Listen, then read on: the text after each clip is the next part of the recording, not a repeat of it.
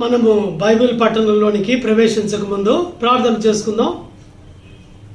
ప్రేమగల మా తండ్రి, మా నమ్మకమైన దేవ, మా ప్రభు, మా రక్షకుడైన యేసుక్రీస్తు నమ్మకమైన నామంలో మరొకసారి మేము నీ వాక్య పట్టణం కొరకై చేరి రావడానికి మీరు చేసిన సహాయముకై మీకు వందనములు స్తోత్రములు చెల్లిస్తున్నాము. జీవగల మా తండ్రి, మేము ఇంకా పాపులుగా ఉన్నప్పుడు, నీకు దూరస్తులుగా ఉన్నప్పుడు, శత్రువులుగా జీవిస్తున్నప్పుడు మీరు మమ్మల్ని ప్రేమించినందుకు మీకు వందనాలు.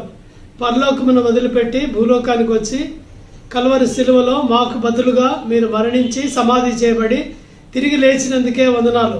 మీ ప్రశస్తమైన రక్తం ద్వారా మా పాపములన్నిటినీ మీరు క్షమించినందుకు వందనములు. మా పేర్లు పరలోకంలో గొర్రెపిల్ల జీవగ్రంథంలో రాసినందుకు వందనాలు. మమ్మల్ని మీరు కుమారులుగా అంగీకరించినందుకు, స్వీకరించినందుకు వందనాలు. మమ్మల్ని రాజులుగా, యాజకులుగా, జత పనివారిగా, తోడి పనివారిగా, రాయబారులుగా, సాక్షులుగా ఈ లోకంలో ఉంచినందుకు కూడా మీకు ఎంతో వందనాలు. నూతన యెరూషలేము ప్రార్థన మందిరంకే వందనాలు. బేగంపేటలో స్థాపించి ఇంతవరకు కాపాడారు. బోయినపల్లిలో ఫిలదెల్ఫియాకే వందనాలు. బాలంరాయలు సియోన్కే వందనాలు. మీరు మా పట్ల ఎంతైనా నమ్మదగిన దేవుడుగా ఇంతవరకు ఉన్నందుకు వందనాలు. యెషయా 27:3 ప్రకారము యెహోవాను నేను దాన్ని కాపు చేస్తున్నాను, ప్రతి నిమిషం నీరు కట్టుస్తున్నాను, ఎవడు దాని మీకు రాకుండా దివారాత్రం కాపాడుచున్నానని మీరు వాగ్దానం ఇచ్చి నెరవేరుస్తున్నందుకు వందనాలు. అలాగే ప్రభా, జకర్యా 2:5 చొప్పున మా యెరూషలేము చుట్టూ కూడా అగ్ని ప్రాకారాన్ని మీరు తండ్రి ఉంచినందుకు వందనాలు. హెబ్రీ 13:5 వారి సంవత్సర వాగ్దానంకే వందనాలు. నిన్ను ఏమాత్రమును విడువను, ఎన్నడను ఎడబాయనని ఆయనే చెప్పాను కదా. కాబట్టి ప్రభు నాకు సహాయుడు, నేను భయపడను, నరమాత్రుడు నాకేమి చేయగలడని మంచి ధైర్యంతో మేము చెప్పగలవారమై ఉన్నాము. ఈ వాగ్దానంకే వందనాలు. జీవగల మా తండ్రి, మా నమ్మకమైన దేవా, మాకింతవరకు పరిచర్లో సహాయం చేశారు, ఆన్లైన్ మినిస్ట్రీస్లో సహాయం చేస్తున్నారు. వీటన్నిటికే వందనాలు తండ్రి. బైబిల్ పట్టణం కొరకై చాలా కాలం తర్వాత మళ్ళీ మేము చేరుతున్నాము. మీ సన్నిధి మాతో ఉంచుమని ప్రార్థన చేస్తున్నాం తండ్రి. పిల్లలందరూ కూడా భయభక్తులతో వారి వారి ఇళ్లలో కూర్చొని దేవుని వాక్యం వినడానికి మీరు వారికి మంచి మనస్సు మీరు అనుగ్రహించండి. దేవుని యందు భయము, భక్తి అనుగ్రహించండి. ఎవరు మిస్ అవ్వకుండా కూడా మీరు సహాయపడమని ప్రార్థన చేస్తున్నాం. విశ్వాసం ద్వారా మరొకసారి మేమందరము మీ రక్త ప్రోక్షణకి కిందికి తెచ్చుకుంటున్నాము. వాక్యం ఇవ్వడానికి, తర్జుమా చేయడానికి మీరు సహాయపడండి. పరిశుద్ధాత్మ అభిషేకం దయచేయండి. వాక్యం అంగీకరించడం కూడా మాకు పరిశుద్ధాత్మ ద్వారా సహాయం చేయమని ప్రార్థిస్తున్నాం. పాడే పాటను కూడా మీరు ఆశీర్వదించండి ప్రభా. ఈ సమయం మా అందరికీ ఎంతో ఆశీర్వాదకరమైన సమయంగా ఉంచండి. మరొకసారి గిడియన్ కొరకు ప్రార్థిస్తున్నాం, వెంటిలేటర్ మీద ఉన్నాడు. స్టీవెన్ కొరకు ప్రార్థిస్తున్నాం. శేఖర్ వారి ఇంటిలో కూడా అనిల్, జ్యోతి, సత్యవతి, దివ్య కొరకు ప్రార్థిస్తున్నాం. రాధిక, అమూల్య, సంగారెడ్డిలో జ్ఞాపకం చేసుకోండి. పిల్లలందరూ కోవిడ్తో బాధపడుతున్నారు, మీరు కనికరించి ముట్టి బాగు చేయండి. అలాగే ఇంకా ఎవరెవరైతే బాధపడుతున్నారో వారందరినీ మీరు కనికరించండి. వ్యాక్సినేషన్ కూడా వేసుకోవడానికి పిల్లలకు సహాయం చేయండి. Government, central and state governments వారు తీసుకోవాల్సిన తండ్రి మరి చర్యలన్నింటిలో మీరు తోడుగా ఉండమని ప్రార్థన చేస్తున్నాం తండ్రి. ఈ మహమ్మారిని మా దేశం నుంచి, మా ప్రపంచం నుంచి కూడా మీరు తరిమివేయండి. రక్షణ లేని వారికి యేసుప్రభుని గురించి తెలుసుకునే రెండవ అవకాశాన్ని కూడా దయచేయండి. దేవుని సేవకులు, పిల్లలు చాలామంది దీని బారిన పడ్డారు. మీరు వారిని కనికరించమని కూడా ప్రార్థన చేస్తున్నాం. సహాయం చేయండి. ఈ వాక్య పట్టణాన్ని దీవించి ఆశీర్వదించండి. పిల్లలను మీరు పరిశుద్ధాత్మతో అభిషేకించి వాడుకోమని ప్రార్థిస్తున్నాం. మా తలంపులకు, ఆలోచనలకు కావలి ఉండండి. మీ రాజరికం కింద, ప్రభుత్వం కింద మమ్మల్ని ఉంచండి. యేసు ప్రభుని తప్ప మరెవరిని చూడకుండా మాకు సహాయపడండి. మా ప్రభు, మా రక్షకుడైన యేసుక్రీస్తు నమ్మకమైన బలమైన నామంలో ప్రార్థించి నమ్మి వేడుచున్నాం తండ్రి. ఆమేన్. మనం సియోను గీతాల్లో నుంచి 477వ పాట 477 మొదటి 5 వచనాలు, నీ స్వరము వినిపించు ప్రభువా అనే పాట పాడుకుందాం.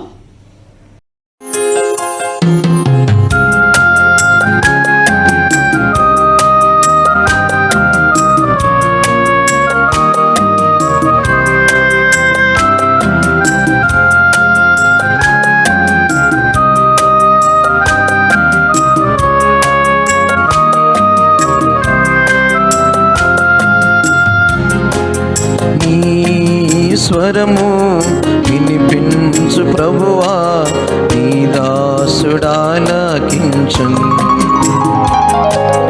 నీ స్వరము వినిపించు ప్రభువా నీ దాసుడాలకించును. నీ వాక్యమును నేర్పించు, దాని యందు నడచునట్లు నీతో.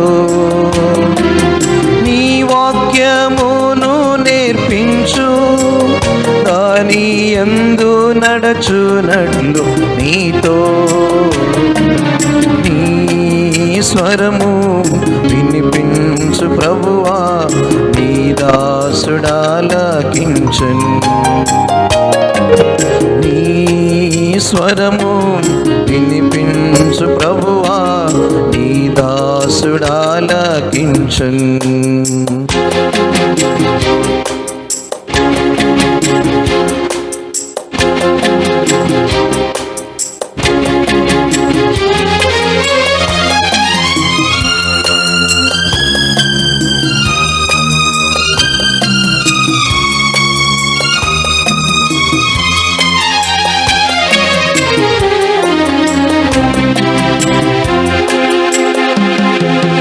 ఉదయమునే లేచి నీ స్వరము వినుట నాకు ఎంతో మధురము. ఉదయమునే లేచి నీ స్వరము వినుట నాకు ఎంతో మధురము. దినమంతటి కొరకు నన్ను సిద్ధపరచు, రక్షించు ఆపదల నుండి, రక్షించు ఆపదల నుండి. నీ స్వరము వినిపించు ప్రభువా నీ దాసుడాలకించును. నీ స్వరము వినిపించు ప్రభువా నీ దాసుడాలకించును.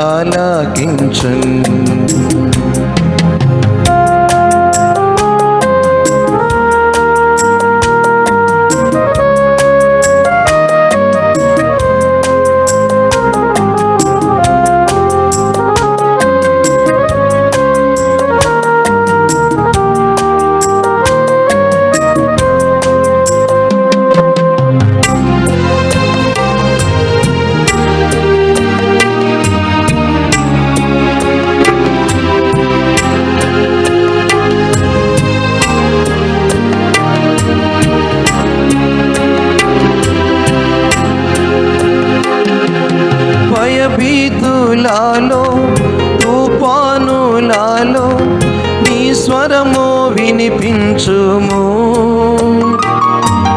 భయభీతులలో తుఫానులలో నీ స్వరము వినిపించుము. అభయము నిమ్ము ఓ గొప్ప దేవా, ధైర్యపరచుము నన్ను, ధైర్యపరచుము నన్ను. నీ స్వరము వినిపించు ప్రభువా నీ దాసుడాలకించును. నీ స్వరము వినిపించు ప్రభువా నీ దాసుడాలకించును.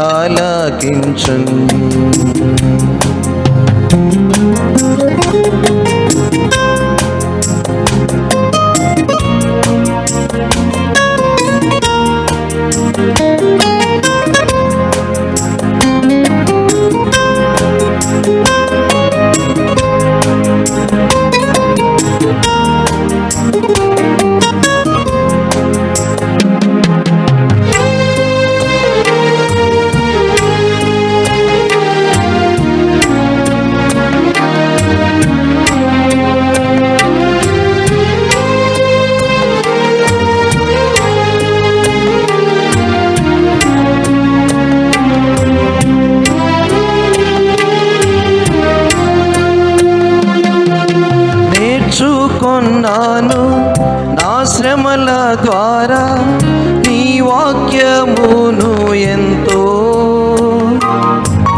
నేర్చుకున్నాను నా శ్రమల ద్వారా నీ వాక్యమును ఎంతో.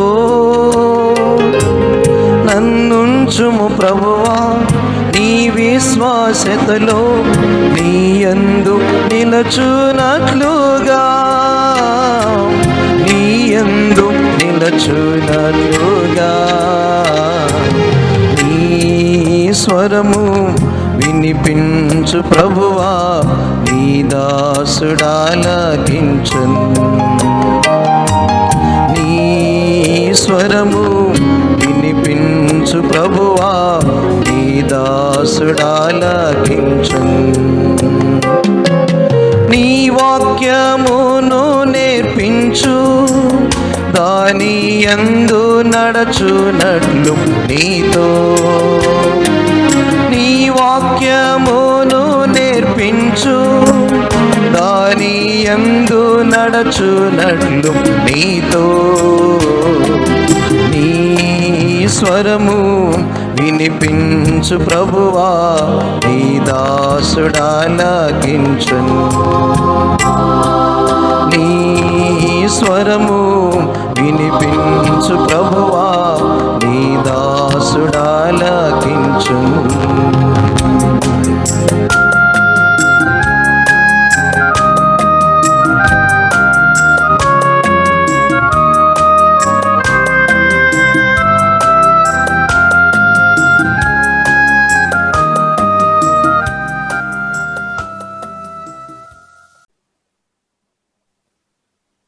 Praise the Lord. Before we start the first lesson of this 7-week Bible study program, let's have a small prayer. Loving Heavenly Father, O God Almighty, the Creator of the universe, thank you, Lord, for bringing us to your presence at this hour, particularly to start this Bible study program, Lord. Thank you for giving me and Ravikant this opportunity to join this Bible study program and conduct this joint Bible study program, Lord. Lord, fill us with your Holy Spirit, fill us with your word, fill us with your wisdom so that we fulfill what you wanted or intended us to speak today, Lord. Thank you so much. Continue to bless us. We pray in the name of Lord and Savior Jesus Christ. Amen. Amen. Before we get into the message, let's read a couple of verses. మన వాక్య పరిచయంలోకి వెళ్ళక ముందు కొన్ని వాక్యాలు మనం ఒకసారి ధ్యానించుకుందాం. First, let us read from the book of 2 Timothy, chapter 3, verse 16. మొదటిగా 2 తిమోతి 2వ అధ్యాయము Third chapter. అధ్యాయము 16వ వచనం. All scripture, I hope all of you have the Bibles in front of you. I request you to open your Bibles and read along with us. దయచేసి అందరూ Bible తెరిచి ఈ వాక్యాన్ని ధ్యానించమని కోరుచున్నాం. Let us read. All scripture is God breathed and is useful for teaching, rebuking, correcting and training in righteousness. దైవజనుడు సన్నిహితుడై ప్రతి సత్కార్యమునకును పూర్ణముగా సిద్ధపడి ఉండినట్లు దైవావేశం వలన కలిగిన ప్రతి లేఖనము ఉపదేశించుటకును ఖండించుటకును తప్పుదిద్దుటకును నీతి అందు శిక్ష చేయుటకును ప్రయోజనకరమై ఉన్నది. Secondly, let us read from 2 Peter chapter 1 verses 16 to 17. రెండవదిగా 2వ పేతురు 1వ అధ్యాయము 16-17 రెండు వచనాలు చదువుకుందాం. We did not follow cleverly invented stories when we told you about the power and coming of our Lord Jesus Christ, but we were eyewitnesses of his majesty. ఏలియనగా చమత్కారముగా కల్పించిన కథలను అనుసరించి మన ప్రభువైన యేసుక్రీస్తు యొక్క శక్తిని ఆయన రాకడను మేము మీకు తెలుపలేదు గాని ఆయన మహాత్మ్యమును మేము కనులారా చూచిన వారమై తెలిపితిమి. ఈయన నా ప్రియ కుమారుడు, ఈయనయందు నేను ఆనందించుచున్నాను అని శబ్దము మహాదివ్య మహిమ నుండి ఆయన యొద్దకు వచ్చినప్పుడు తండ్రి అయిన దేవుని వలన ఘనతయు మహిమయు ఆయన పొందగా. Praise the Lord. Through this online program, Bible study program, we are going to meet every Tuesday to know more and more in-depth knowledge about the Bible. ఈ ఆన్లైన్ పరిచయంలో మనం పరిశుద్ధ గ్రంథం యొక్క అధ్యయనం గురించి మనం మరి ఎక్కువగా తెలుసుకుందాం. Today particularly we are going to discuss or meditate about the authenticity of the Bible, the importance of the Bible and the relevance of the Bible to our lives. మరి ఈ రోజు ప్రత్యేకంగా మన జీవితంలో ఈ పరిశుద్ధ గ్రంథం యొక్క విశ్వసనీయత, అలాగే దాని యొక్క ప్రాముఖ్యత మరియు దాని యొక్క వివరణ తెలుసుకుందాం. So first let us try to understand the authenticity of the Bible. మరి ముఖ్యంగా ముందుగా పరిశుద్ధ గ్రంథం యొక్క విశ్వసనీయత గురించి తెలుసుకుందాం. The oldest books in the Bible were written from the year 1200 BC. మరి ఈ పాత పుస్తకం దాదాపు 1200 సంవత్సరాల క్రితం రాయబడి ఉన్నది. And the New Testament was written in the 1st century AD. మరి కొత్త నిబంధన అయితే మొదటి సంవత్సరం ఏడి ఆ టైంలో రాయబడి ఉన్నది. It means these 66 books in the Bible were written over a period of 1300 years. అంటే దాదాపు ఈ 66 పుస్తకాలు బైబిల్లో ఉన్నాయి, దాదాపు 1300 సంవత్సరాల లోపు రాయబడి ఉన్నాయి అన్నమాట. There are 40 authors who have written these 66 books, and these 40 authors have different life status. మరి దాదాపు 40 మంది రచయితలు ఈ పరిశుద్ధ గ్రంథాన్ని రచించారు. వారి ప్రతి ఒక్కరికి వారి వారి యొక్క స్థానాలు వాళ్ళకు ఉన్నాయన్నమాట. There are kings like David, there are peasants, దీంట్లో రాజులు ఉన్నారు, మరి ప్రవక్తలు ఉన్నారు. there are prophets like Daniel and Isaiah, there are philosophers, మరి ప్రవక్తలు ఉన్నారు, మరి అలాగే ఫిలాసఫర్స్ కూడా ఉన్నారు. there are fishermen like Peter, మరి బెస్తవాళ్ళు, చేపలు పట్టే పేతురు లాంటి వాళ్ళు ఉన్నారు. there are shepherds, poets, మరి గొర్రెల కాపర్లు ఉన్నారు, మరి అలాగే కావ్యాలు రచించేవారు ఉన్నారు. there are political leaders, మరి అలాగే రాజకీయ నేతలు కూడా ఉన్నారు. and there are scholars. మరి ఎంతో తెలియనటువంటి వాళ్ళు కూడా ఉన్నారు. But the fact is, none of them were connected to each other. మరి విచిత్రం ఏంటంటే ఏ ఒక్కరు ఒకరికొకరికి పరిచయస్తులు car. Most of them do not know each other. అసలు ఎవరికి పరిచయం కూడా లేదు. Some of them may not even know the existence of the others' books. మరి కొంతమందికి అయితే ఇతరులు రాసినటువంటి పుస్తకాల ఉనికి కూడా తెలియదు. So these 40 authors spread over several different countries and 3 continents like Africa, Asia and Europe. మరి ఈ 40 మంది రచయితలు ఇతర దేశాల్లో, అలాగే 3 ఖండాలు, ఆఫ్రికా, ఆసియా, అలాగే ఏషియా, ఈ 3 ఖండాల్లో వాళ్ళు విస్తరించబడి ఉన్నారు. But the most amazing thing about the Bible is there is a single theme that runs through the entire 66 books. మరి ఆశ్చర్యకరమైన విషయం ఏంటంటే ఒకే ఒక్క వాక్యం ఈ 66 పుస్తకాల గుండా రచింపబడింది. It is about God, the creation, Jesus incarnation as a human being. మరి దేవుని సృష్టి, అలాగే దేవుడు మన కొరకు చేసినటువంటి దాని గురించి ఎక్కువగా రాయబడి ఉంది. It is about his birth, his preachings, his crucifixion, his resurrection.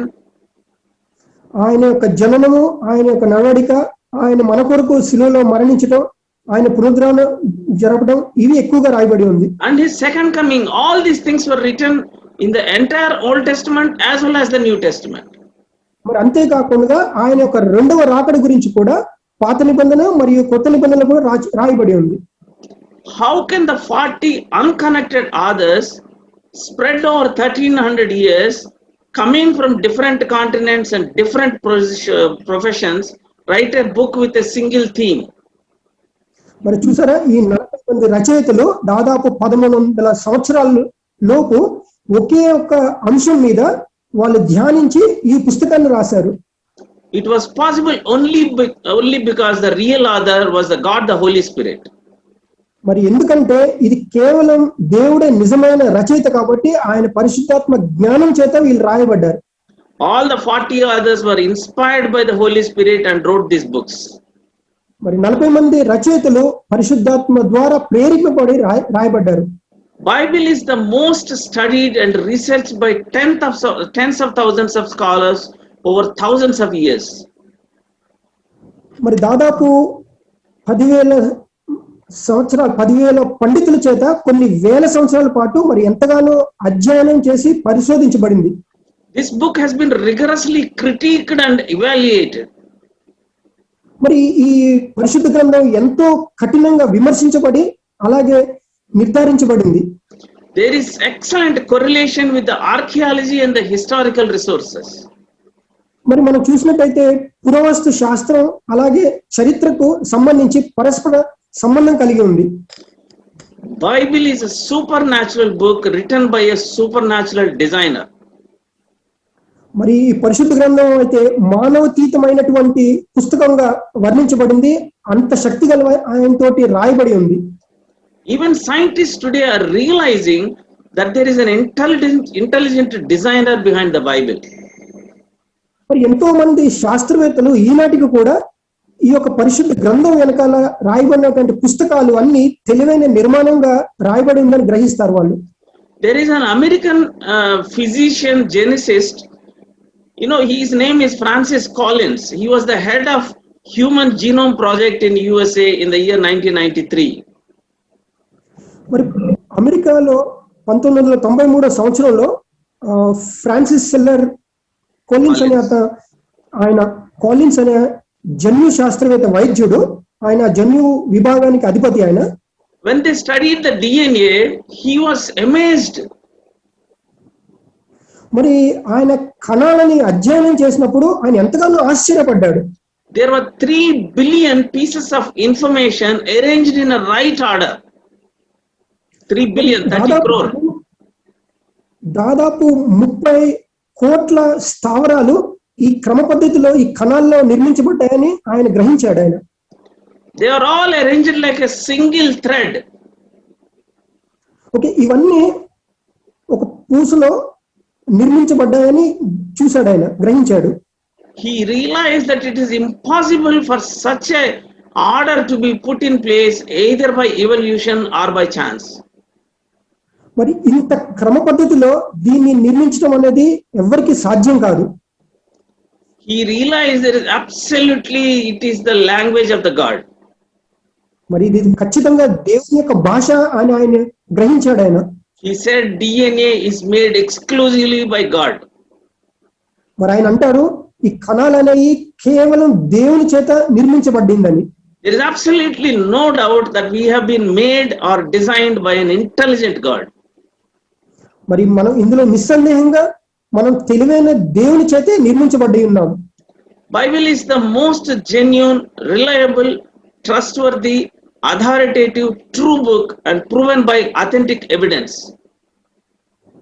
మరి పరిశుద్ధ గ్రంథం ఏ విధంగా అయితే ఉందంటే అది నిజమైన, నమ్మదగిన, సత్యమైనటువంటి అధికారిక పుస్తకము. మరి అంతే విశ్వసనీయత సాక్ష్యంగా కూడా నిరూపింపబడి ఉంది. In the verses we read in the beginning, మరి మనం ముందుగా చూసుకున్నట్టయితే వాక్యాలు మనం 2 Timothy 3:16 that we have read, Apostle Paul says that the scriptures are God breathed and God inspired. 2 తిమోతిలో అపోస్తలుడైన పౌలు ఈ విధంగా సెలవు చేస్తున్నాడు, దైవజనుడు సన్నద్ధుడై ప్రతి సత్కారణంకు పూర్ణముగా సిద్ధపడి ఉండినట్లు. God breathed and God inspired. మరి దేవుడే మరి ఆయన ఇన్స్పిరేషన్ గా ఉన్నాడు దీన్ని. దైవావేశం. Also in 2 Peter chapter 1 verses 16 to 17 that we read, Peter says we did not cleverly invent the stories. మరి అలాగే 2వ పేతురులో కూడా మనం చూసినట్టయితే ఇదేమి కల్పితంగా రూపొందించినటువంటి కథలు కాదు. These are all we directly witnessed as disciples of Jesus. ఇవన్నీ సాక్షాత్కరింపబడినటువంటి మాటలు ఇవన్నీ. We were actual eyewitness to it. మనం ఇవన్నీ మన కళ్ళతో చూసినటువంటి సాక్ష్యాలు నిజమేమి. In fact, the more the skeptics started digging into the Bible, మరి మనం ఇంకా ఎక్కువ లోతుగా మనం బైబిల్ గ్రంథంలోకి వెళ్ళినట్టయితే they started realizing more and more scientific proven facts from the Bible. మరి సైంటిఫికల్ గా ఈ ఎన్నో ఆధారాలు మరి వాళ్ళు గుర్తించారు. The Proverbs 25:2 King Solomon he says there that it is the God's glory to conceal the things and it is the glory of the kings to search for it. మరి సామెతలు 25:2లో చూసినట్టయితే మరి ఇది దేవుని యొక్క నిష్పత్తిగా మనం గుర్తిస్తాం దీన్ని. So King Solomon is telling us that there are some hidden codes, hidden things in the Bible, and you need to search for it. మరి సొలొమోను అనేటువంటి మహారాజు ఆయన ఏం సెలవిస్తున్నాడంటే ఈ బైబిల్ గ్రంథంలో, పరిశుద్ధ గ్రంథంలో దైవికమైనటువంటి సంఖ్యలు కానీ కోడ్స్ కానీ రూఢీకరించబడి ఉన్నాయి దాంట్లో. I'll briefly touch upon one or two things. మనం క్లుప్తంగా 1-2 అంశాలు మనం చూసుకుందాం. Now there is something called a golden ratio, which is also called the God's ratio. మరి మనం దేవుని యొక్క నిష్పత్తి అనేది మనం ఒకటి చూద్దాం. మనం This golden ratio is represented by a number 1.618.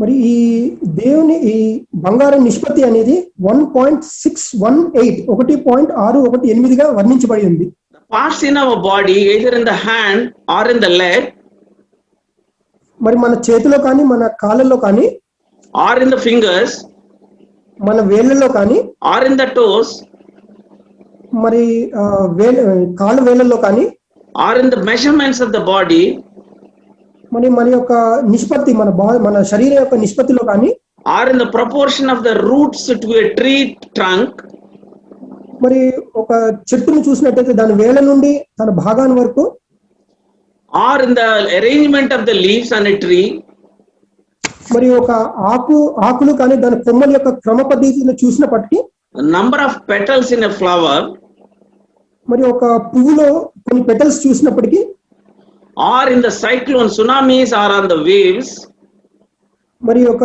ప్రకృతి విపత్తులో చూసినప్పటికీ, or in many major buildings in this world, this ratio is seen very clearly.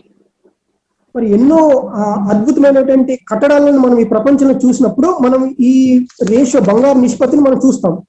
It is a deep subject. I will explain this in detail to you. It's a deep scientific subject. I will explain this to you at next available opportunity. మరి ఏదైతే ఈ subject ఉందో దీన్ని మనం రాబోయే రోజుల్లో ఇంకా క్లుప్తంగా తెలుసుకుందాం. But I want to tell you the same golden ratio God dictated to Noah when he wanted to build the ship, ark. మరి ఇదే బంగారు నిష్పత్తి ఏదైతే ఉంటుందో దీన్ని దేవుడు మరి నోవాకు సూచించాడు తను ఆ కట్టడాన్ని కట్టేటప్పుడు. The same ratio he dictated to Moses when he wanted to build the tabernacle. మరి ఆ టెబర్నికల్ ని నిర్మించేటప్పుడు కూడా మోషే ప్రవక్తకి దేవుడు ఇదే నిష్పత్తిని సూచిస్తాడు. So similarly there are certain divine codes hidden under the words of the Bible. మరి అలాగే ఈ బైబిల్ పుస్తకంలో బైబిల్ వాక్యాల్లో కూడా ఈ దైవాంశకమైనటువంటి నివృత్తిని ఆయన అందులో రూఢీకరించారు ఆయన. There are several divine numbers hidden within the Bible. మరి ఎన్నో దైవాంశకమైనటువంటి సంఖ్యలు దాంట్లో ఉన్నాయి. We'll go into the details maybe at another opportunity. మరి ఇంకొక సమయం సందర్భం అప్పుడు మనం దాని గురించి క్లుప్తంగా చర్చించుకుందాం. For now let us look at the importance of the Bible. మరి ఇప్పుడు మనము పరిశుద్ధ గ్రంథం యొక్క ప్రాముఖ్యత గురించి తెలుసుకుందాం. First, the Bible shows the God's character to us. మరి దేవుని యొక్క క్యారెక్టర్ మనం పరిశుద్ధ గ్రంథం తెలియపరుస్తుంది. It provides us the God's revelation of himself to his people. మరి ఆయన యొక్క స్వరూపాన్ని మనకు తెలియజేస్తుంది. In each section of the Bible, God's holy and unchanging, faithful and gracious loving character is shown. మరి ప్రతి ఒక్క అంశంలో దేవుని యొక్క పరిశుద్ధత దాని యొక్క పాత్రని మనకు తెలియజేస్తుంది. You know, as human beings, we all at some time or other we have some spiritual needs. మరి ఒక మనిషిగా మనకు దైవాంశకమైనటువంటి అవసరాలు ఎన్నో ఉంటాయి మనకు. We want to seek the guidance and direction to find hope for the eternity. మరి దేవుని యొక్క దారి దేవుని యొక్క కృపదల మనం ఇటర్నల్ దానికోసం మనం అడుగుతూ ఉంటాం. మనం We want answers for the questions about our life and the purpose of the life. మరి జీవితంలో మనకి ఎదురయ్యే ప్రశ్నలు దానికి సమాధానం కోసం వెతుకుతూ ఉంటాం మనం. You know, the learned men, there are several learned men in the world who try to answer these questions. మరి ఎక్కువ మంది ఈ యొక్క ప్రశ్నలకి సమాధానం చెప్పడానికి ప్రయత్నిస్తూ ఉంటారు. but they don't have complete answers to it. మరి వాళ్ళకి సంపూర్ణమైనటువంటి సమాధానాలు వాళ్ళ దగ్గర ఉండవు. Sometimes they contradict each other. మరి ఒకరినొకరు వారు పరస్పరంగా తెలియపరుచుకుంటూ ఉంటారు. They cannot prove if their answers are right or wrong. కానీ వారు చెప్పే సమాధానం అది సంపూర్ణమైందా పరిపూర్ణమైందా కాదా అనేది వాళ్ళు చెప్పలేరు. Let us look into the Bible. Let us read Jeremiah chapter 10 verse 23. మరి మనం ఇర్మియా chapter 10 10 23 చదువుదాం. yeah. It says there, the way of man is not in himself, it is not in man who walks to direct his own steps.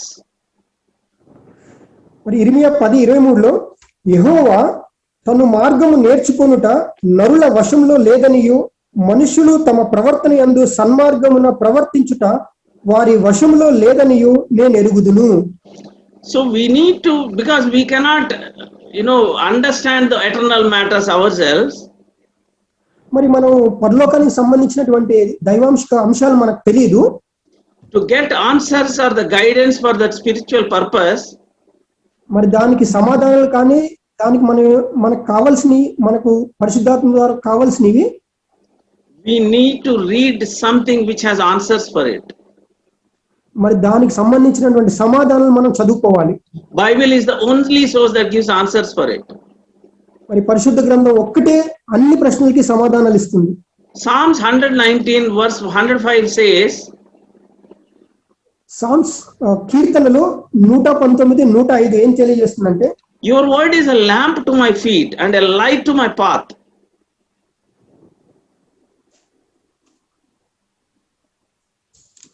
నీ వాక్యము నా పాదములకు దీపమును నా త్రోవకు వెలుగునై ఉన్నది. Similarly, John chapter 17 verse 17 says, your word is the truth. మరి అలాగే యోహాను సువార్త 17 చూసుకున్నట్టయితే నీ వాక్యము సత్యమై ఉన్నది, నీ వాక్యమే సత్యం అని తెలియజేస్తుంది. Bible reading, meditating and teaching affirms that belief in the gospel of Jesus Christ.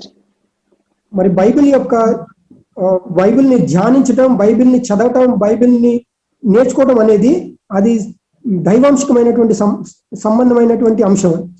And you will get the spiritual direction to know the meaning and purpose of the life. మరి నువ్వు పరిశుద్ధాత్మ ద్వారా జీవించడానికి ఇది నీకు ఉపయోగపడుతుంది. You can find the answers in the God's words if you diligently read the Bible. మరి దేవుని వాక్యాన్ని నువ్వు ప్రస్ఫుటంగా చదివినట్టయితే నీకు ప్రతి వాక్యంలో నీకు సమాధానం కనబడుతుంది. Let us answer some of those questions, spiritual questions. మరి కొన్ని పరిశుద్ధమైన సంబంధించినటువంటి ప్రశ్నలకి సమాధానాలు చూద్దాం. Let us look at where did the first life come from. మరి మొట్టమొదటి జీవం ఎక్కడి నుండి వచ్చిందో అక్కడి నుంచి చూద్దాం ముందు మనం. Evolution says that non-living matter produced the first life by chance. మరి జీవన పరిమాణం ఏమని తెలియజేస్తుందంటే మొట్టమొదటి మనిషి యొక్క రాకడ గురించి. It says the first life was produced by accident. మరి మొట్టమొదటి యొక్క జీవము అదొక యాక్సిడెంట్ గా ఏర్పడింది అని తెలియజేస్తుంది. But what we see around is a life gives life only. మరి మనం ఏం చూస్తాము, ఒక జీవము ఒక జీవితాన్ని ఇస్తుందని చూసాం. But evolutionary theory says from non-life, life came. మరి జీవిత పరిమాణం ఏమని చెప్తుందంటే జీవితం లేని దగ్గర నుండి జీవం వచ్చిందని చెప్తుంది. This life coming from life is called the law of biogenesis. మరి ఈ జీవితంలో నుంచి జీవం రావటం అనేది దాని యొక్క అది ఒక పరిణామ సిద్ధాంతంగా తెలియజేస్తుంది. So where did all this different kind of living things come from? మరి ఇట్లాంటి జీవరాశులు ప్రపంచమంతా ఎలా వచ్చాయి, ఎలా ఉద్భవించాయి? Evolutionary theory says all forms evolved from a simple life that was originated initially. మరి పరిణామ సిద్ధాంతం అనేది కేవలం ఒక చిన్న పదార్థం నుండి అవి ఉద్భవించాయని తెలియజేస్తుంది. But human experience and the fossil records show that living things can reproduce only of their own kind. మరి మనం చూసినట్టయితే ఈ బ్రతికున్నటువంటి జీవరాశులన్నీ వాళ్ళ వాళ్ళ జీవితంలో నుంచే మరి ఒక జీవితాన్ని వాళ్ళు పుట్టించగలవు. A fish can produce another fish. మరి ఒక చేప కేవలం ఒక చేపను మాత్రమే సృష్టించగలదు. It cannot produce a snake or a bird or a human being. మరి ఒక పాము కానీ లేకపోతే ఒక మనిషి కానీ లేకపోతే ఒక పక్షి కానీ అది ఉద్భవించవు.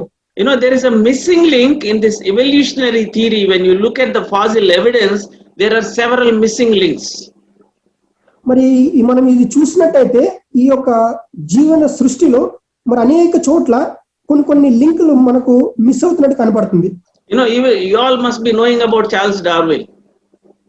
మరి మనం భౌతిక శాస్త్రవేత్త చార్ల్స్ డార్విన్ గురించి మనం చదువుకుని ఉంటాం. He is the one who has invented this evolutionary theory. మరి ఈయనే ఈ పరిణామానికి సంబంధించినటువంటి సిద్ధాంతాన్ని ఆయన రచించాడు.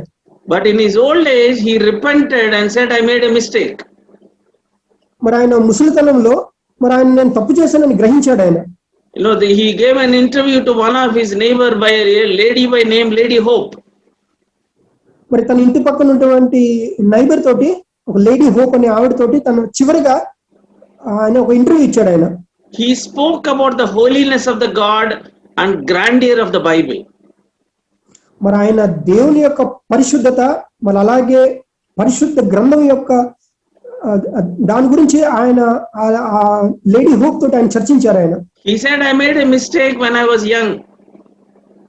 మరి నేను యవనస్తుడిగా ఉన్నప్పుడు నేను ఒక తప్పు చేశాను. A human being was created by God. మరి ఒక మనిషిని దేవుడు మాత్రమే సృష్టించాడు. This was published in a magazine called Watchman Examiner in the year 1915. మరి 1915వ సంవత్సరంలో వాచ్మ్యాన్ ఎగ్జామినర్ అనే మ్యాగజైన్ లో ఇది ప్రచురింపబడింది. You know, we also wonder why man is so different from the rest of the animals. మనం కూడా చాలా ఆశ్చర్యపోతూ ఉంటాం, ఎందుకు మనిషి మాత్రమే ఇతర జీవరాశులన్నిటికీ చాలా డిఫరెంట్ గా ఉంటాడు అని. A human being can appreciate the beauty in art, music and poetry.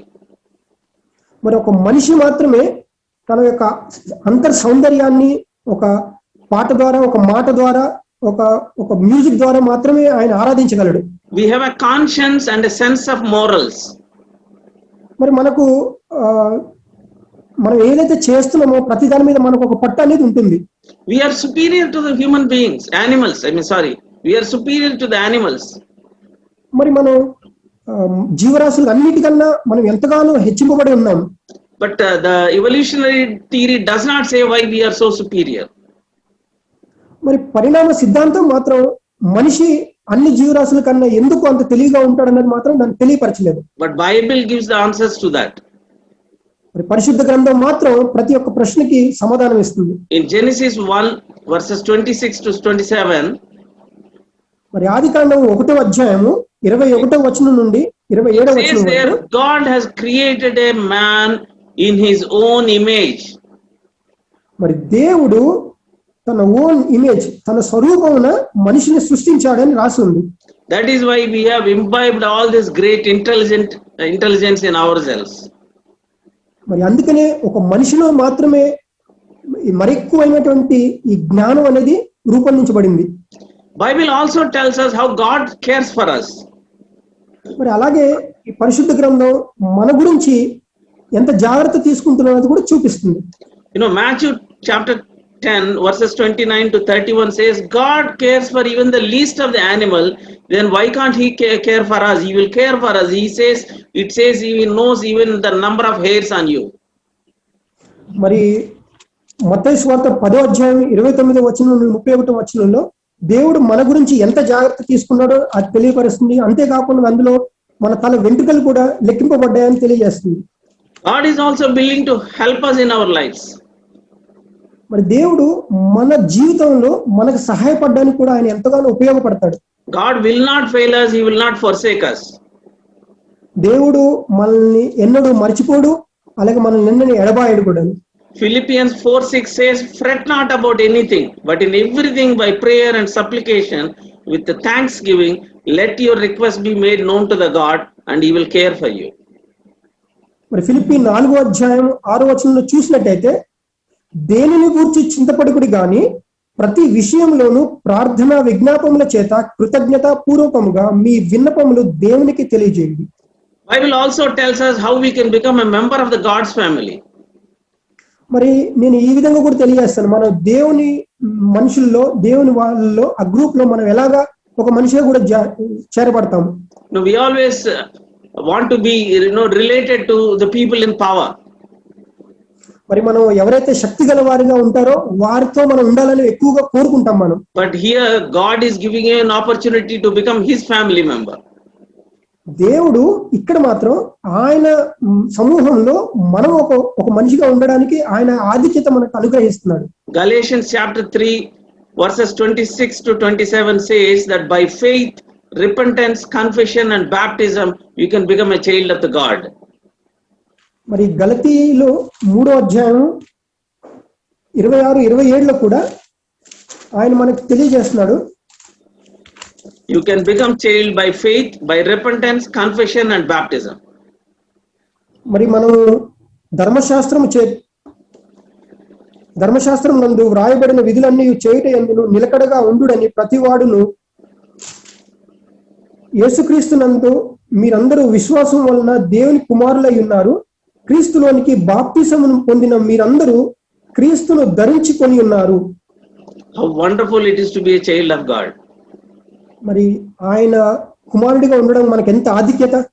But to become the child of the God, you must read the Bible to understand how we should behave. మరి మనం ఆయన కుమారుడిగా ఉండడానికి ఆయన వాక్యాన్ని చదువుకొని దాన్ని గ్రహించి దాని ప్రకారంగా అనుసరించాలి. Bible also gives us the purpose of our life. మరి పరిశుద్ధ గ్రంథం కూడా మనం అసలు ఎందుకు జీవిస్తున్నామన్న పర్పస్ ని మనకు తెలియజేస్తుంది. Many of us are mistaken about the purpose of our life. అసలు మనం ఎందుకు జీవించి ఉన్నామన్న ఆ సంగతిని మనం కొంతమంది విస్మరిస్తూ ఉంటారు. Some people think getting riches, or some people think getting a big bungalow or car. Some people think I want to get good education, good worldly knowledge. Is that కొంతమంది కేవలం ఒక పెద్ద బిల్డింగ్ కట్టుకోవడం కానీ, ఒక కారు కొనుక్కోవడం కానీ, మంచి చదువులు చదువుకోవడం కానీ దీని గురించి ఎక్కువగా ఆసక్తి ప్రకటిస్తూ ఉంటారు. But these are all short term, temporary and incomplete. మరి ఇవన్నీ కనీస అవసరతలు, అంతేకాని దాన్ని పరిపూర్ణమైనటువంటి అవసరతలు కాదు ఇవన్నీ. But is there a higher goal in life for us? మరి మనం ఏదైనా చివరిగా పై మెట్టు వరకు వెళ్ళాలి అనుకుంటే King Solomon, the wisest of the kings, tells us what is the higher goal. మరి అందరు రాజుల్లోకెల్లా సొలొమోను మహారాజు ఎంతో తెలివైనటువంటి మహారాజు. ఆయన ఒక వాక్యం చెప్తున్నాడు ఇలాగా. Ecclesiastes chapter 2 verse 11.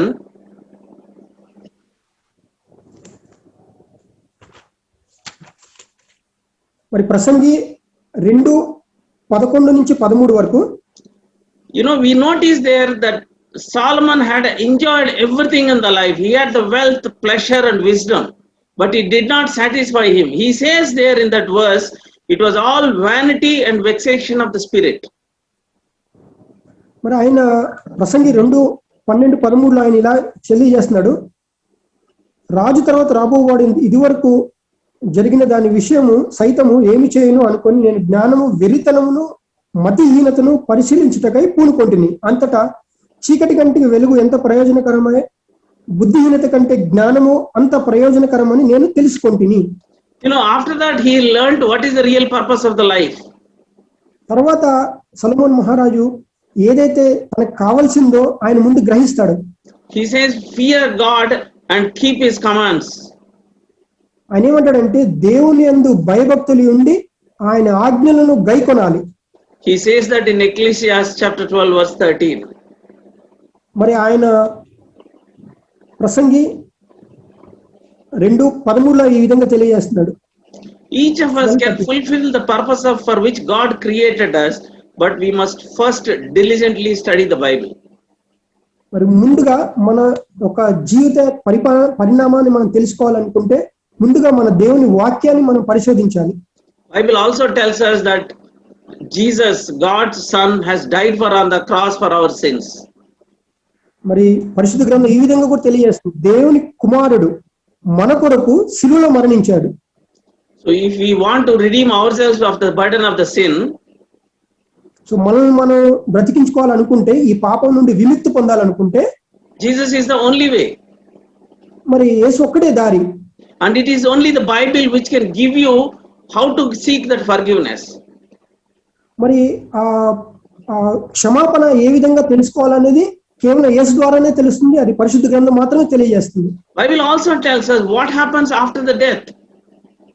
మరి పరిశుద్ధ గ్రంథం మరణం తర్వాత కూడా ఏం జరగబోతుందో కూడా తెలియజేస్తుంది.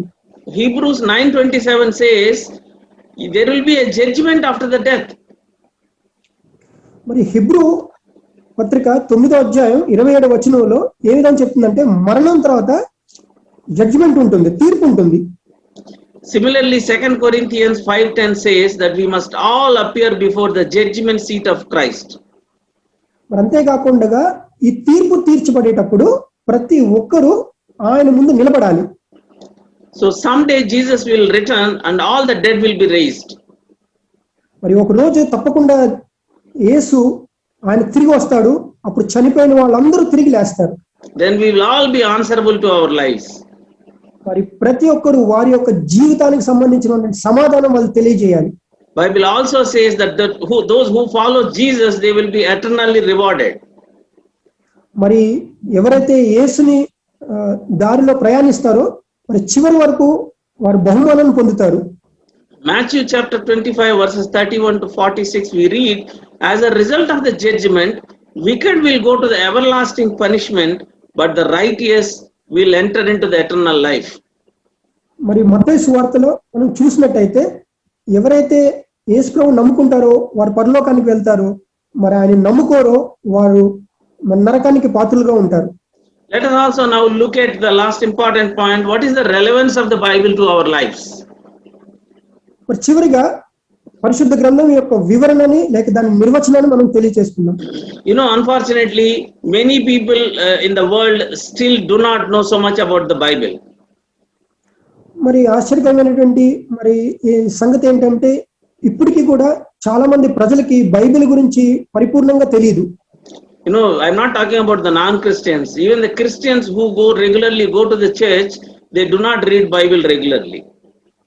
మరి క్రైస్తవులే కాదు, నామకార్థ క్రైస్తవులుగా అనబడేవారు కూడా మరి బైబిల్ పరిశుద్ధ గ్రంథాన్ని పూర్తిగా చదవరు వాళ్ళు.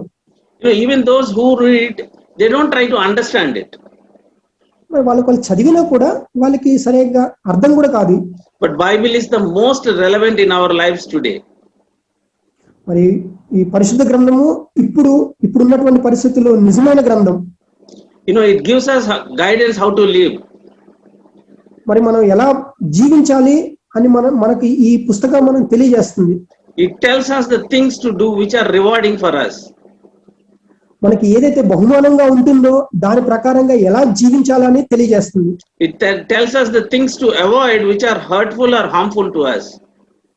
మరి మనకు ఏదైతే మనకు తప్పుగా అనిపిస్తుందో లేకపోతే మనకు శిక్షగా ఉంటుందో దాని నుంచి ఏ విధంగా మనం బయటపడాలో కూడా మనకి పరిశుద్ధ గ్రంథం తెలియజేస్తుంది. It is only the wise men and the wise women who listen to the word of the God.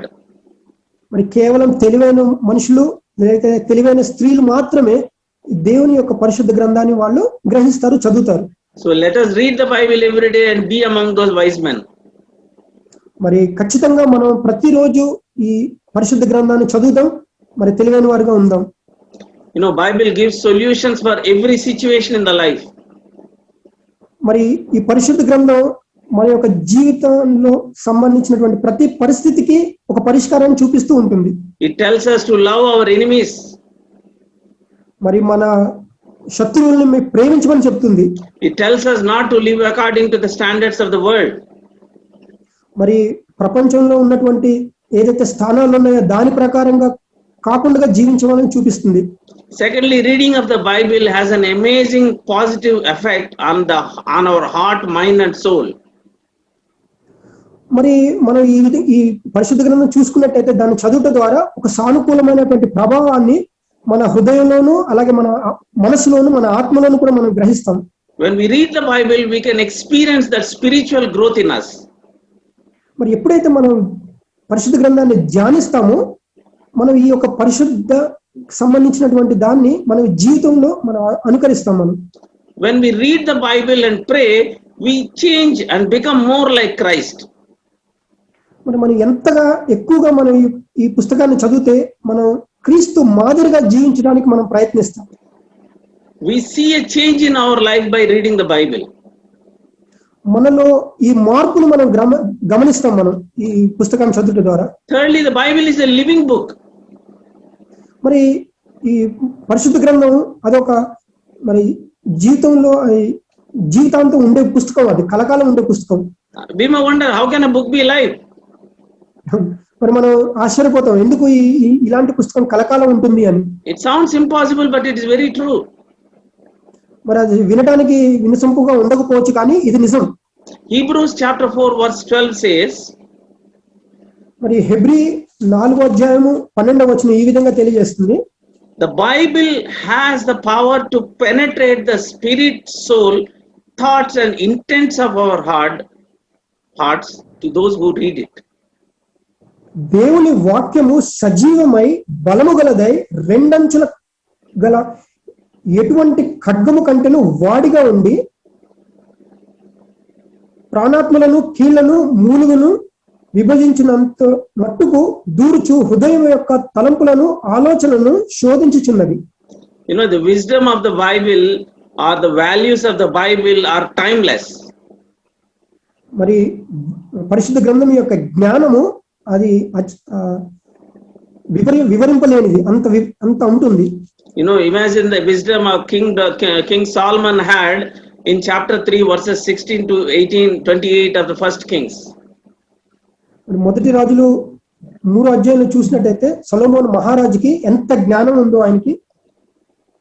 Similarly, when Jesus answered about the payment of the tax to the Caesar in Mark chapter 12, that we still are amazed at the wisdom expressed there. మరి సీజర్కి మరి యేసు ప్రభు మరి ఆయన particularly ఈ tax related గురించి సమాధానం చెప్పినప్పుడు ఆయన ఎంత జ్ఞానం గల వాడో ఈ పరిశుద్ధ గ్రంథం తెలియజేస్తుంది. Many of the preachings of the Jesus has a farsightedness. మరి ఎంతో దేవుని యేసు ప్రభు యొక్క సిద్ధాంతాలు కానీ ఆయన వాక్యాలు కానీ మరి దూరదృష్టితో ఉన్నాయని మనం చూస్తాం. They are very relevant for us today when you read it. మరి ఇప్పుడు చదివినట్టయితే మనకు ఎంతగానో సానుకూలమైనటువంటిగా ఉంటుంది ఆ పరిస్థితులు. You know, the Bible has a full insight into the human condition. మరి పరిశుద్ధ గ్రంథము ఒక మనిషిని యొక్క లోపలికి చొచ్చుకుపోయినంతగా రాయబడి ఉంది. It is as relevant today as it was relevant when it was written. మరి అప్పుడు రాసినప్పుడు ఏ విధంగా సానుకూలమైనటువంటిగా ఉందో ఇప్పుడు కూడా అదే సానుకూలమైనటువంటి పరిస్థితి చూపిస్తుంది. You know, God's voice also crosses several generations and geographies. మరి దేవుని యొక్క స్వరాన్ని మనం చూసినట్టయితే తరతరాల వరకు అలాగే భౌగోళికంగా కూడా ఎన్నో ప్రదేశాల్లో దాటుకుంటూ సంచరిస్తూ వచ్చింది. Bible may have been written thousands of years ago. మరి పరిశుద్ధ గ్రంథం కొన్ని వేల సంవత్సరాల కింద రాయబడి ఉండొచ్చు. But God's inspiration is alive in the Bible. మరి దేవుని యొక్క ప్రస్ఫుటం తన యొక్క ఇన్స్పిరేషన్ ఏదైతే ఉందో అది మాత్రం అన్ని వేళల్లో ఒకలాగే ఉంది. Holy Spirit speaks to us through the Bible even today. మరి పరిశుద్ధాత్మ ఇప్పటికీ కూడా ఆయన వాక్యం ద్వారా మాట్లాడుతుంది. The prophetic declarations are very relevant to the generations today. మరి ప్రవక్త యొక్క బోధనలు అప్పుడు ఎప్పుడైతే చెప్పారో ఆ టైంలో ఆ సమయంలో మరి ఇప్పుడు కూడా అవి నిజంగా జరగబడుతున్నాయి. They are all relevant across the entire world. మరి ఆ ప్రవక్తలు చెప్పినటువంటి సమాధానాలు కానీ ప్రవచనాలు కానీ ఏదైతే ఉన్నాయో ఇప్పుడు కూడా అయ్యే సానుకూలంగా ప్రపంచమంతా ఉన్నాయి. You know, word of the Lord is a revealer of secrets. మరి దేవుని యొక్క పరిశుద్ధ గ్రంథం మన జీవితంలో రహస్యాలను వెల్లడిస్తూ ఉంటుంది. He that reads and hears the word is like looking into a mirror. మరి దేవుని వాక్యం చదవటం ద్వారా మనల్ని మన అద్దంలో చూసుకున్నట్టుగా ఉంటుంది. But the word of God is more powerful than a normal mirror. మరి దేవుని వాక్యం చూసుకున్నట్టయితే మనకు అద్దం కన్నా అది ఎంతో శక్తి గల వంటిది. It does not simply show you your external features. ఆయన మన భౌతిక దేహాన్ని లేదా బాహ్య సౌందర్యాన్ని చూపించడం కాదు. It shows your motives and your desires. నీ యొక్క లోపల ఉన్నటువంటి నీ ఇన్స్పిరేషన్స్ కానీ నీ డిజైర్స్ ని కానీ అది చూపిస్తుంది. అది It shows your thoughts and your heart. నీ యొక్క హృదయ తలంపులు నీ యొక్క ఆలోచనలను చూపిస్తుంది. It shows your innermost self to you. నీ లోపల ఉన్నటువంటి సౌందర్యాన్ని నీకు చూపిస్తుంది. It gives you a chance to correct yourself. నిన్ను నువ్వు సరి చేసుకోవడానికి ఒక అవకాశం ఇస్తుంది, In సహకరిస్తుంది. conclusion, I want to tell you that I am sure you are all feeling now how important is Bible in our lives. మరి చివరిగా మీ అందరికి అర్థమై ఉంటుంది దేవుని యొక్క వాక్యం ఎంత విలువైందో. Read it with an open mind and an open heart. పరిశుద్ధ గ్రంథాన్ని పరిపూర్ణమైనటువంటి హృదయంతోనూ పరిపూర్ణమైనటువంటి ఆలోచనతోనూ మనం చదవాలి. It contains pure truth about God, about the life and the nature of the human beings. మరి దేవుని యొక్క నిజాన్ని అలాగే మనిషి యొక్క పుట్టుకని దానికి క్లియర్ గా తెలియజేస్తుంది. You will be amazed when you read the Bible what you discover about God. మరి దేవుని గురించి మరి ఎక్కువగా పరిశోధించాలంటే మనం ఆశ్చర్యపోతాం బైబిల్ You చదువుతూ. will be amazed when you discover yourself through the word of the God. మనల్ని మనం తెలుసుకోవడానికి కూడా పరిశుద్ధ గ్రంథం చదువుట ద్వారా మనం ఆశ్చర్యపోతాం. If indeed the God is going to be the judge at the time of the final judgment, దేవుడు నీకు తీర్పు తీర్చేవాడిగా ఉండాలి అనుకుంటే ఆ రోజు వచ్చినప్పుడు then you need to account for your life there. నీ యొక్క ప్రతి జీవితంలో నువ్వు చేసిన ప్రతి పనికి నువ్వు సమాధానం చెప్పాల్సి వస్తుంది. So it is better you better understand the God now. So ఇప్పుడే నువ్వు దేవుని గురించి తెలుసుకుంటే చాలా మంచిది. Similarly, it is better you understand about yourself now. అలాగే మనల్ని మనం తెలుసుకోవటం కూడా చాలా అవసరం. You can achieve both these things only through the power of the Bible. మరి ఈ రెండు విషయాలు కేవలం పరిశుద్ధాత్మ గ్రంథం ద్వారానే మనకు తెలియజేస్తుంది. Bible provides the ultimate explanation for the life on earth and beyond. మరి ఈ యొక్క పరిశుద్ధ గ్రంథం ఈ ప్రపంచంలో మనం ఎందుకు జీవిస్తున్నామో ఈ మనం చనిపోయిన తర్వాత ఏ విధంగా దేని గురించి అన్నది కేవలం గ్రంథం పరిశుద్ధ గ్రంథం మాత్రమే తెలియజేస్తుంది. I encourage all of you with folded hands to read the Bible and prepare yourself for your eternity. ప్రతి ఒక్కరిని నేను చేతులు జోడించి నేను ప్రాధేయపడుతున్నాను, మీరు పరిశుద్ధ గ్రంథాన్ని తరచుగా కంటిన్యూగా చదువుతూ ఉండండి. Have a blessed Bible reading time. May God bless this word. దేవుని యొక్క వాక్యం పరిపూర్ణంగాను ఆశీర్వాద వచనంగా ఉండాలని నేను కోరుకుంటున్నాను. ప్రార్థన చేసుకుందాం. ప్రేమగల మా తండ్రి, మీరు ఇచ్చిన జీవ వాక్యముకై మీకు ఎంతో వందనములు స్తోత్రములు చెల్లిస్తున్నాం తండ్రి. మీ వాక్యం యొక్క ప్రాముఖ్యతను విశిష్టతను మేము తండ్రి నేర్చుకోవడానికి మీరు సహాయం చేశారు. అనేక వందల మందిని మీరు వాడుకున్నారు. అనేక సంవత్సరాలు 40 మంది కంటే ఎక్కువ మందిని వాడుకున్నారు. దీర్ఘకాలము తండ్రి మీరు ఈ పుస్తకాన్ని బైబిల్ గ్రంథాన్ని రాయడానికి వాడుకున్నారు. ఆయా కాలములలో సమయాల్లో మీరు వాడుకున్నారు తండ్రి. వారందరిని బట్టి వందనాలు. చాలామంది వారి జీవితాలు త్యాగం చేశారు. ఈ పుస్తకాన్ని మా సొంత భాషలో ఇవ్వడానికి ప్రాణాలు ఇచ్చారు తండ్రి. ఈ అమూల్యమైన గ్రంథాన్ని మేము చదువుటకు ధ్యానించుటకు తండ్రి ఆ ప్రకారం మేము జీవించుటకు మాకు సహాయపడమని ప్రార్థిస్తున్నాం. నీ వాక్యము వెల్లడి అవటతోడనే వెలుగు కలిగను కాబట్టి ఆ వెలుగు మాకు అనుగ్రహించండి. వాక్యం వినువారుగా ఉండి మమ్మల్ని మేము మోసపరచుకోకుండా వాక్య ప్రకారం చేయవారిగా మమ్మల్ని ఉంచమని ప్రార్థిస్తున్నాం. పిల్లలు చేసిన పరిచయను దీవించండి, వారి ప్రయాసకు ప్రతిఫలం దయచేయండి. మరొకసారి మా కుటుంబాలన్నింటినీ కూడా కీర్తనలు 91:4 ప్రకారం మీ రెక్కల కింద భద్రపరచమని మా ప్రభు మా రక్షకుడైన యేసుక్రీస్తు నమ్మకమైన బలమైన శక్తిగల నామంలో ప్రార్థించి నమ్మి వేడుచున్నాము తండ్రి. ఆమేన్. మన తండ్రి అయిన దేవుని ప్రేమ, ప్రభు యేసుక్రీస్తు వారి యొక్క కృప, పరిశుద్ధాత్మని యొక్క అన్యోన్య సహవాసము మనందరికీ ఎల్లప్పుడూ తోడుగా ఉండునుగాక.